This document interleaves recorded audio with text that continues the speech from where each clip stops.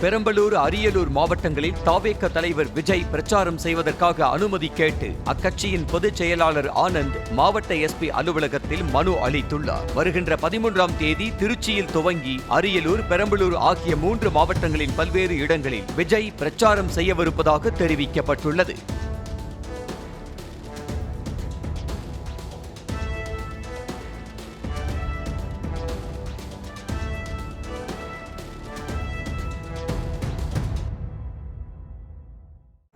சாயங்காலம் 3:30 மணிக்கெல்லாம் வந்துடுவாங்க சார். 3:30 to 4:30 வந்துடுவாங்க சார். வந்துட்டாங்க அப்படின்னா நீங்கள் வந்து இந்த அரியலூர் குன்னம் சார், குன்னம்லேருந்து அங்கே அந்த ஜங்ஷனில் இது பண்ணிட்டு சார், அங்கேருந்து பெரம்பலூர் ரூட் எடுப்போம் சார்.